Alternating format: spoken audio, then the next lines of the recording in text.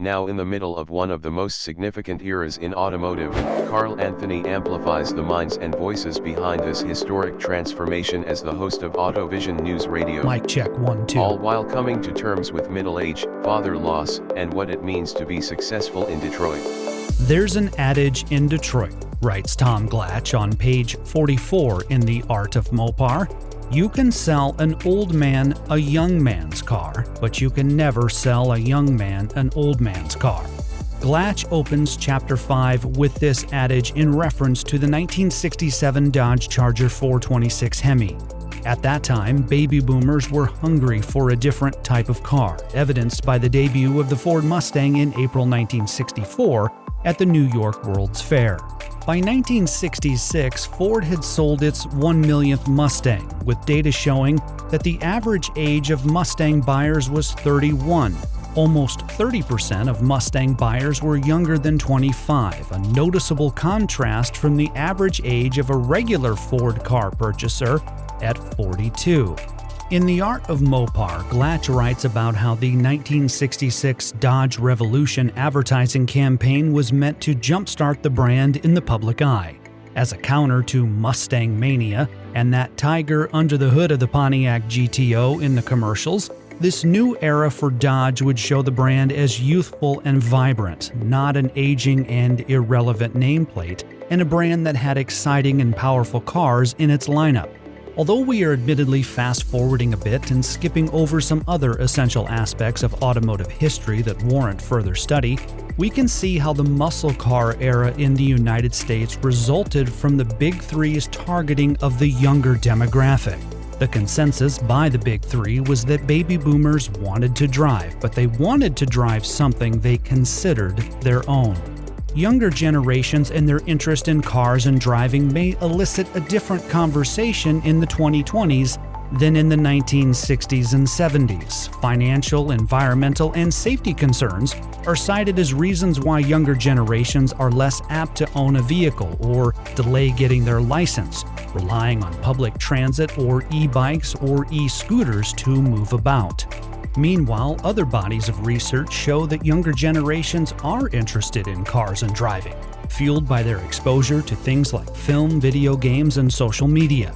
One such body of research is Hagerty's 2024 Future of Driving Survey. Hagerty commissioned one poll to survey more than 2,000 Americans about the role cars play in their life and their sentiments related to automobiles and driving. Join me now as I summarize the key findings from Hagerty's 2024 Future of Driving Survey. Moving at the speed of mobility, this is AutoVision News Radio with Carl Anthony in Detroit, Michigan. Hagerty's survey indicates a growing interest in collector cars among Gen Z, defined by the Pew Research Center as those born between 1997 and 2012. In the survey, nearly half expressed an interest in owning a classic car, although interest from Gen Z respondents was significantly greater at 60% when compared to baby boomers at 31%. Among Gen Z respondents, 32% said they have owned or currently own a classic or enthusiast vehicle. Millennials were not far behind at 30%. SUVs were the primary vehicle of choice for respondents, with nearly 40% citing an interest in SUVs, followed by sedans at 26% and trucks at 19%. Gen Z expressed an almost equal interest in luxury cars as they did for SUVs.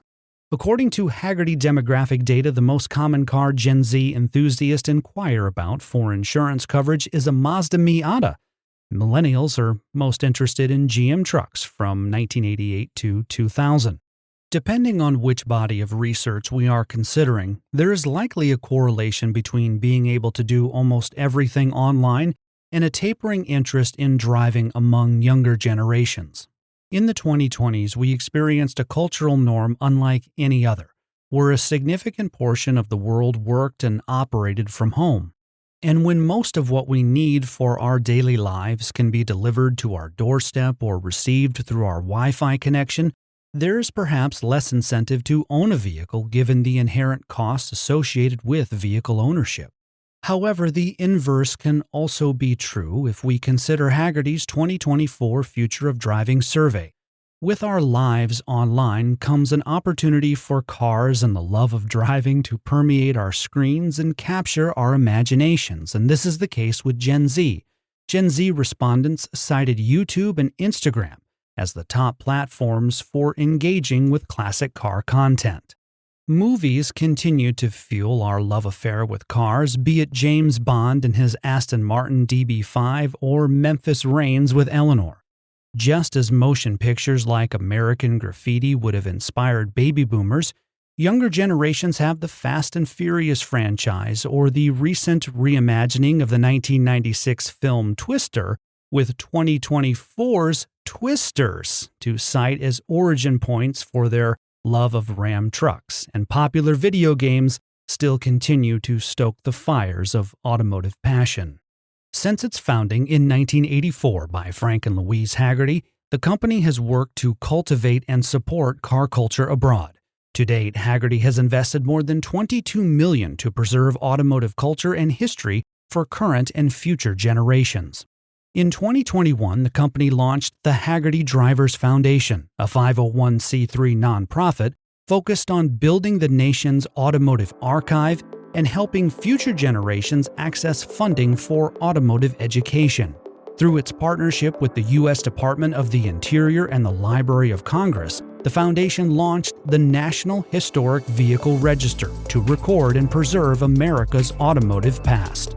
Meanwhile, the Hagerty Drivers Foundation maintains a comprehensive YouTube channel that provides hours of free on-demand content for automotive enthusiasts. Popular videos on the channel include a drive with the infamous Black Ghost, the 1970 Dodge Challenger that dominated Detroit roadways in the 1970s. Playlists spotlighting different vehicles are organized by year, as far back as 1901. Hagerty produced documentaries on the channel such as the Chrysler Turbine Car Engineering a Revolution and the fabulous Hudson Hornet have garnered millions of views. To learn more about the Hagerty Drivers Foundation, see the links in the show notes. AutoVision News Radio is available on the digital antennas of Spotify, Apple Podcasts, Podbean, and more. In Detroit, I'm Carl Anthony, AutoVision News Radio.